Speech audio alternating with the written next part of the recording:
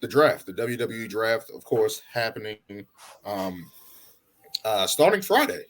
Starting Friday, actually, it's going to start this Friday, go into next Monday. So we're going to actually know where people are going. Um, and we're actually going to have a split. Like Triple H said in his promo, whatever brand Roman Reigns is draft to, he's going to take those belts and he's going to stay there. So that doesn't sound like there's going to be a lot of intermingling, going back and forth. Where you see the Street Profits on Monday, and you see them on Friday, or you see the Judgment Day going to Friday and going on Monday Raw. So it looks like there's actually going to be a brand split. What do you guys think about that as that's approaching? Well, the brand split has always been either hit or miss for the last few years. I mean, the positives of it. I mean, it gives a lot of talent, a lot of talent that you don't see enough of. New opportunities to shine. You're allowed to see them on a weekly basis and such. If there's one thing that needs to happen, wherever Roman Reigns gets drafted, Cody Rhodes needs to be drafted on the same show, which is leading me to believe that they're both going to be on Raw, because when the WWE World Title was introduced, I immediately said, okay, this cannot be the championship that Cody wins first. I mean, we have to finish that story and beat Roman Reigns. Is this the bailout? This is a part of the story. This is a part of the story. I mean, assuming he beats Brock at Backlash, and then I don't know what other obstacles he would need to go through to get to Roman, but but wherever Roman Reigns gets drafted, Cody Rhodes needs to be drafted to the same show. Mm-hmm. That's the one thing about the draft that they can't get wrong. If they get drafted to opposite shows and it shows Cody's going after this world championship, I mean, you just ruined a really good story, because they need to be on the same show, and they need to. I know what you're thinking, Daniel. He got Lex Express. We get it. That would be the worst thing. I would be so sick, because it's like, but a lot of experts and other wrestlers will look at this story to see it the other way and say that the decision was right, because it adds to the story. It adds more obstacles for him to go over, as assuming that tearing his pec and winning the Rumble wasn't enough. But I guess apparently because he wasn't around, but apparently because he wasn't around all those months, we didn't trying really to God of War him. Kratos. You ain't getting a Zeus yet. You ain't getting a Zeus yet. Exactly. That's just insane. But as far as the draft goes, it is very interesting. There are times where I wish that they wouldn't separate the rosters, but then some guys that I like get lost in the shuffle, like Johnny Gargano, for instance. But the last time they did the draft in 2016, it really was good. I think you had like Cena, Orton, and Dean Ambrose and AJ Styles on SmackDown, and then Raw you had Seth, Finn, Kevin Owens, Jericho at the time. Mm-hmm. So the talent was there. So the talent was there, and the brand split did work for a little bit, and then it kind of got sour, and then the pandemic hit. But I'm looking forward to the draft. But like I said, wherever Roman goes, Cody has to be drafted to the same show. That's your one request. That's your one request. Like, that has to happen. Yeah, that has to happen. It's funny they say that. I feel like that. Yes, that's true. But my only big concern is I don't know if this happened, if it was the last draft that happened.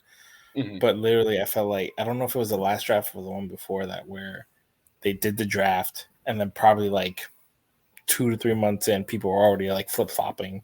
We're trading. Yeah. Oh, we're this. Exactly. Oh, and I kind of wish they would bring back general managers, because I feel like it's needed.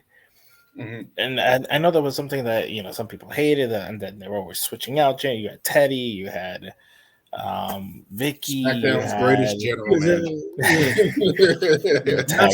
master of the multi-man match. Yeah. The master of the multi-man match. And setting up Undertaker matches. Exactly.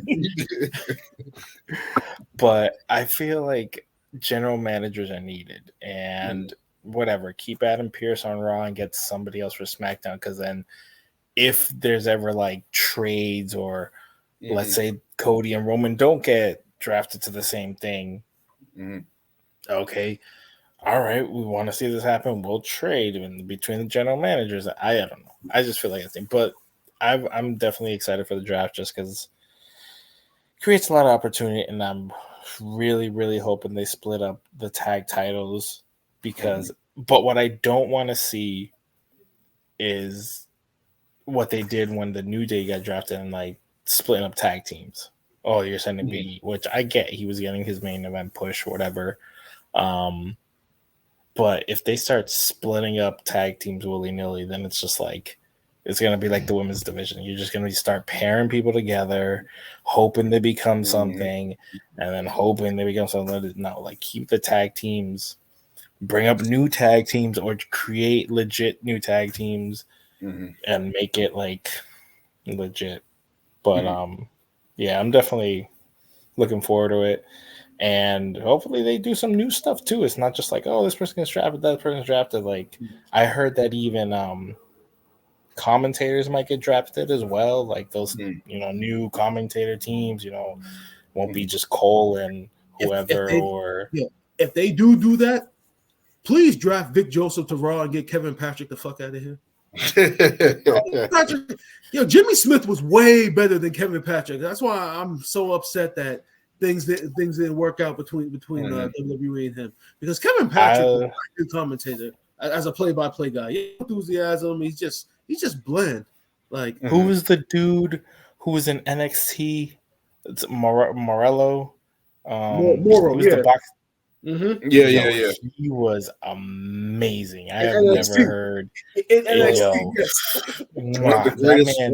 One of the greatest SmackDown heels. JBL got him out of here. So Mamma mia, bro! This man had like I don't want to say he's JR, but for NXT he was JR, right? Like the way he made all those matches mean something, and I think that's been a lot of the issues with WWE and commentating. Like when you think about the Attitude Era, you think of JR and King. You think of those two throughout the whole. Or Taz too. Yeah, Taz. Cole. That made Michael Cole, in my opinion, because that gave Cole his run on and getting those reps in on SmackDown and stuff like that. So it's like I think that's been one of the things that's been missing a long time. So if they're able to shake up the commentary a little bit, that's going to be interesting. Yeah. But that man had the most.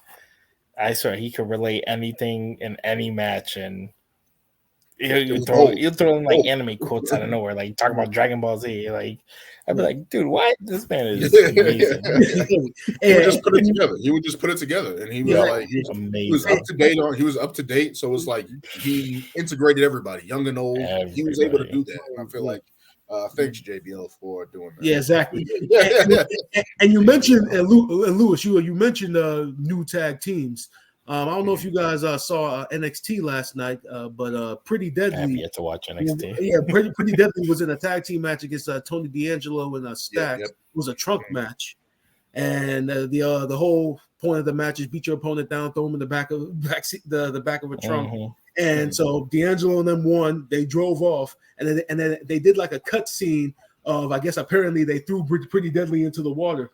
They didn't actually show it. They murdered them. They were talking like we took care of Pretty Deadly, which means that I think Pretty Deadly they're done in NXT and they're probably going to be drafted. So that's one team that we need to look out for. So I have yet to watch them wrestle, but they're a good team. They're a good team. I don't know how well they are in the ring. If they are, maybe. And you know what? They also remind me of what's his name? Prince Pretty could have been. Fucking Tyler Breeze. Yeah, bro.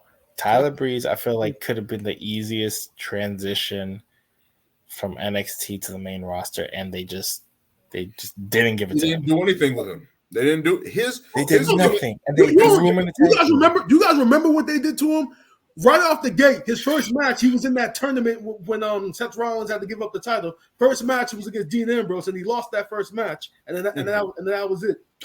I was so mad, bro. I just felt like he had so much potential, and especially in terms of not that his gimmick was original, but his style was original. Coming out with the selfie stick and all that, like that's entertaining.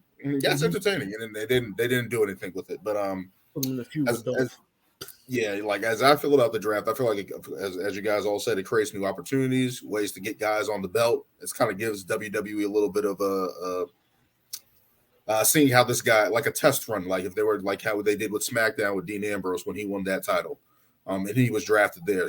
Give him a little run and see how he was doing it. So to get those type of stars, those opportunities in main event matches, and then especially the brand split, thinking about back in the day, like the brand exclusive premium live events now they're going to be called.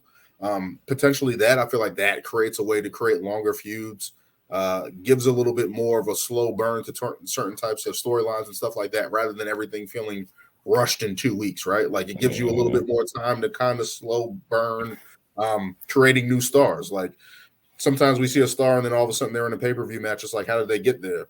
Well, right now we can Moss. Yes. Yes. And it's going to be. We'll give you Seth Rollins. That I don't know, but it's just interesting to see how that's going to be building stars and stuff like that. And hopefully the mid card can also get a boost from that, because I feel like the Bloodline storyline, having one belt, having everyone kind of fall underneath the Usos and the Bloodline, it kind of hindered everybody, right? Like everybody's kind of in a holding pattern. We talked about it a lot on the show. Sheamus, Gunther, Drew McIntyre, Finn Balor, Seth Rollins, all these guys are kind of just in limbo. And it's kind of like you guys don't have nothing to strive for. And we saw on Raw, of course, Finn Balor and Seth Rollins talking about the World Championship belt. And you think about their feud back in 2016 before Finn got hurt with his shoulder and Seth taking off and stuff like that. So you think about that history, that's already there. That's already something that we can think about, like, oh, that's a potential matchup. Thinking about AJ Styles, he should be coming back at some point around this time, right? It could be a way to, as you guys say, introduce new tag teams. I'm even thinking about, I don't know, that could be new signings, right? Imagine the Authors of Pain coming back as a tag team. How dominant they were in NXT. Maybe they can get it right this time.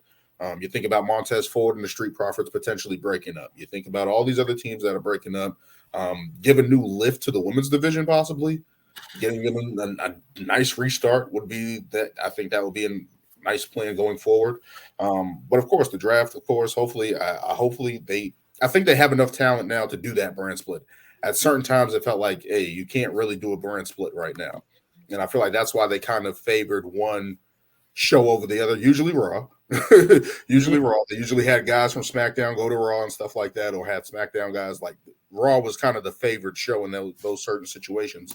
But now you can actually kind of build that and actually have guys actually going at each other. You know what I mean? And actually build new stars, give guys more opportunities and stuff like that.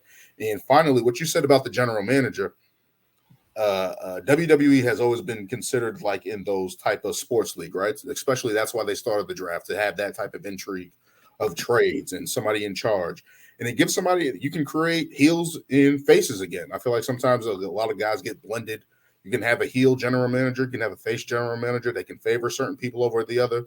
It's actually going to give some type of credence to it and importance to it. So I do like the idea of a general manager, and especially commentators as well, getting split up. I like that they can actually mix some people and try to figure that part out, you know. So I think overall the brand is going to be good. Yeah. How long do you guys think before, after this draft, how long do you guys think before they'll be mixing the rosters again? Because it always gets to that point. 2 months. I'm calling it right now. I'll be back. You guys keep going. Because it always gets to that point where the viewership may dip a little bit, and then they start panicking, and then they decide, oh, Roman Reigns got to come over on SmackDown too. Like, yeah, I mean, it happens. It does. They're like, oh, we need to bring this person over. Oh, and let's say if that happens where Cody's on one show, let's bring him over.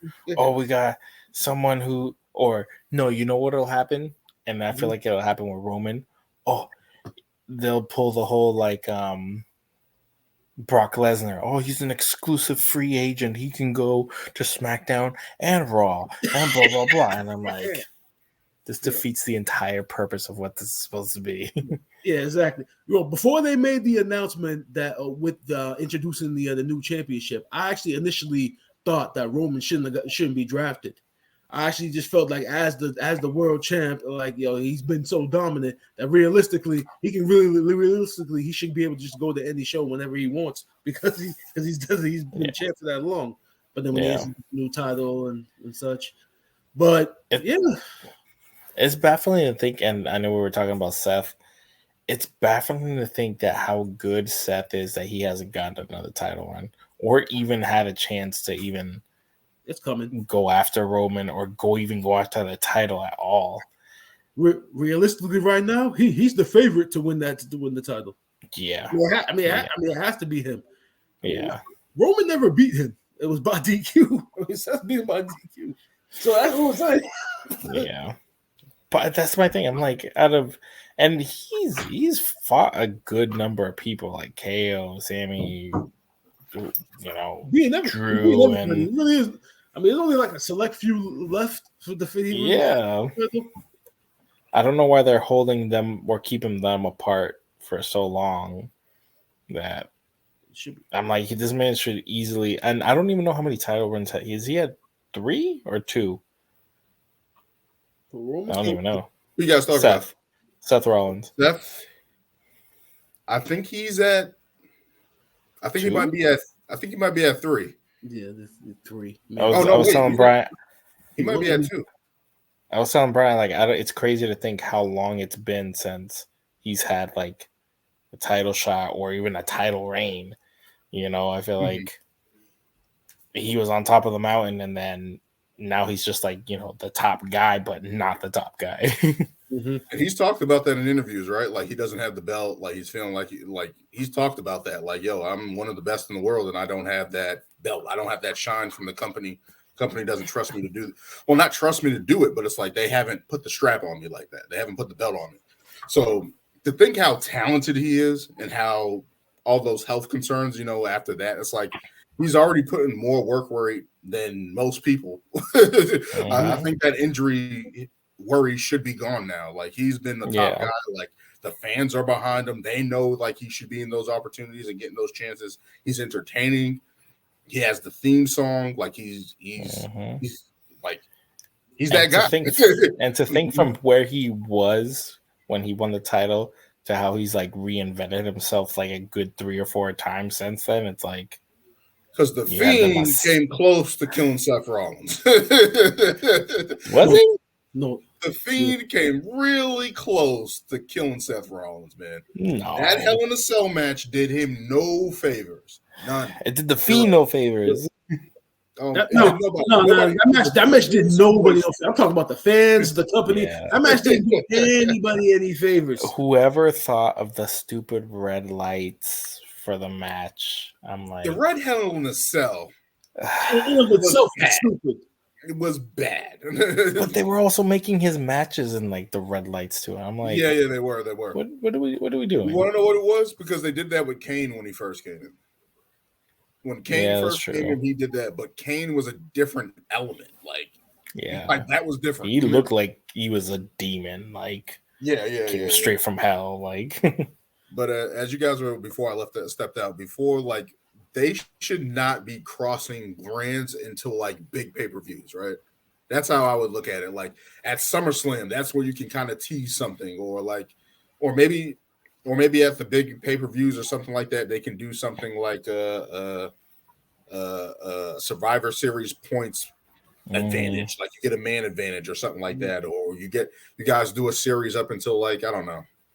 I always felt that that the brand should stay separate. Meet up at your big pay-per-views, like you said, Daniel. But the brand should stay separate until after the Rumble. After the Rumble until WrestleMania, those Raws and Smackdowns. Fuck the brand split. You just have everybody go from show to show because you're building towards WrestleMania. So it really shouldn't matter because it's the big show. That's how I always felt it should be.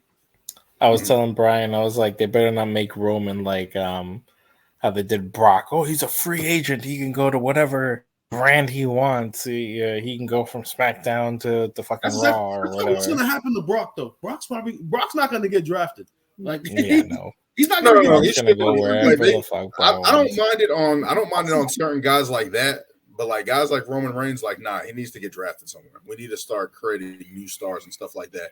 If Brock Lesnar, hey, I signed him to a month contract. Like they should put that in. Like they should do little things like that. Yo, I have him for 2 weeks, or even a test run, or that would be an opportunity, like how AEW brings in like the AAA guys or something like that. Yo, I got this guy for 2 weeks or a month or whatever the case may be. It gives them a little bit more flexibility, gives them a little shine, actually sees a person on that type of in their ring, in their element. It could be interesting. It could be interesting to do something like that and give them a chance to kind of even call guys from NXT. You know what I mean? Have a call up. Hey, we got him for 2 weeks. Let's see what there better be a good number of call ups. Like this has been way too. There's been like nobody from NXT that's been called up. I mean, I don't know because I think that kind of hurts NXT right now. Like, that's exactly why. That's the exact reason why they haven't had NXT to call up. You take those guys right now, NXT is going to fall. I think one or two people should get called up, like Braun Breaker, probably Roxanne Perez, people like that. Like maybe they should get called up because they have Carmelo Hayes, they have other people that are trying to build up right now. But it's like if they start taking multiple big people, players, it's going to be tough. And then I feel like NXT isn't in a position to stand on its own right now, and I think those guys got to keep building. So I mean, I don't want them to. At least Braun Breakers. I'm like. The man, he's ready. He's ready. I'm like, he's been down there for a while. Like, it's been like 2 years, right? Yeah, I'm like, and he was champ practically the whole time. Once the 2.0 shit basically started. Yeah. Like, he was literally. I just realized Braun Breaker's not getting drafted. I don't think he is because I think he is. Because after the match that Carmelo Hayes had against Grayson Waller.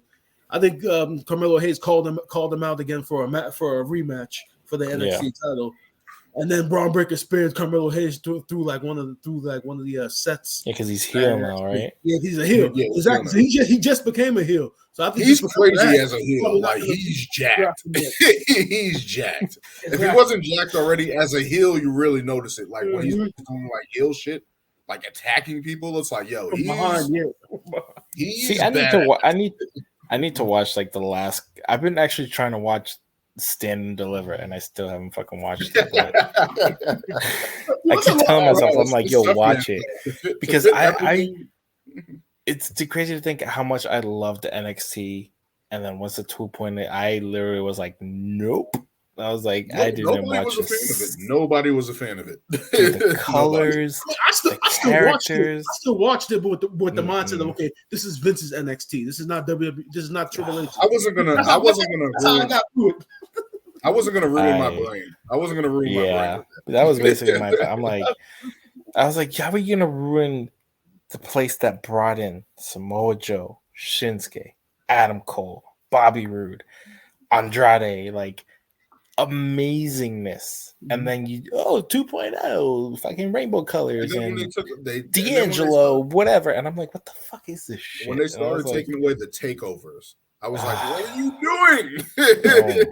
Like that was so original. Like the thing WWE tried to take away everything from NXT because they were like, yo, they're doing too good.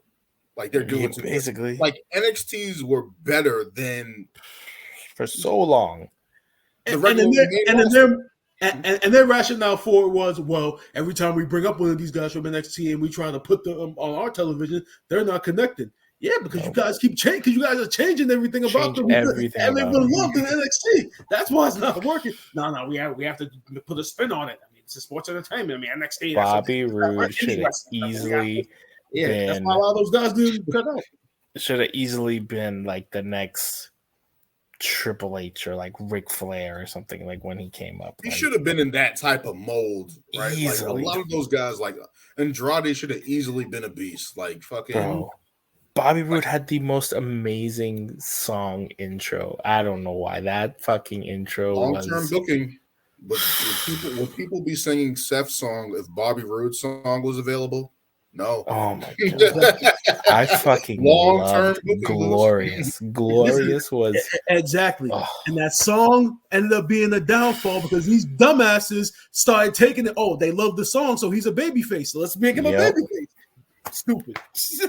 The easiest fucking heel. He could have been an MJF. First of all, with that whole thing though, is that when Robert Roode came over, it's like, did you guys see him in Impact or TNA? Did you watch anything? When he became world champion, yeah, I remember all that. No, but the whole thing was that he was the perfect heel down there. Like, so to bring him in as a babyface, it's like, no, you guys shouldn't do that.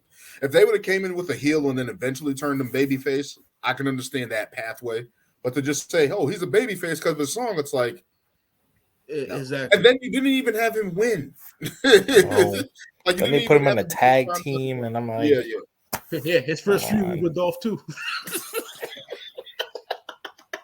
we talked about Tyler Breeze. See, all these dudes that first feud was with Dolph.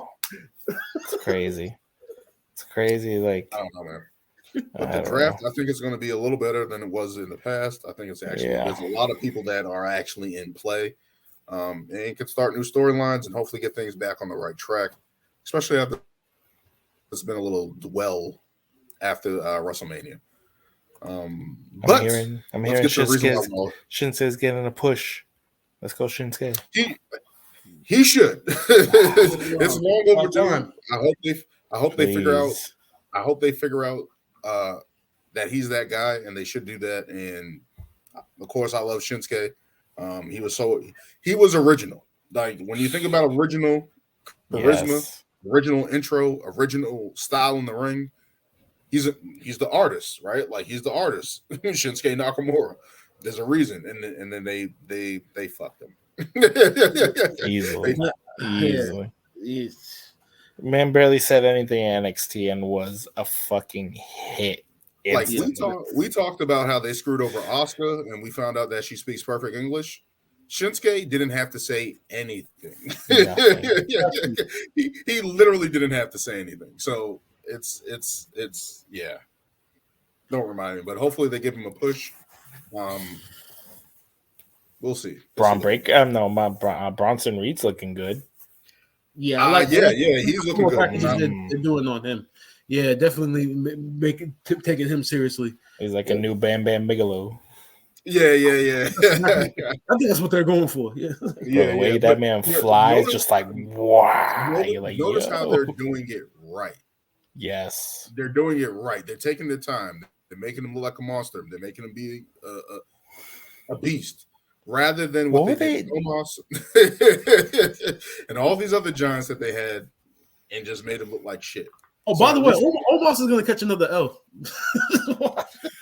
He has to win. He has to win. Nah. We can't keep doing this. As bad as we don't want him to down succeed. The hill he goes. As bad as we don't want him to succeed. The brand split is the perfect way to set up Seth Rollins. He's going to take this L, and then he's going to get drafted and be a megastar. That should be how that goes. Omos has to get a win, man. He has to get a win, man. I will only be happy if Omos loses and the Hurt Business comes out. That's all I want, and I don't even think that's happening anymore. But it's kind of on the give me the fucking Hurt Business. Oh yeah, speaking of, we got a Shelton Benjamin sighting this past Monday on Raw. I know. Him and Cedric. I'm like, where y'all been? That's what we said the last time. Where the hell y'all been? All that teasing for nothing. All the no reason. I don't know, man. That's just sad. But let's get into the reason why we're here. Of course, we've been talking about it a little bit in the background, especially with the dwell of after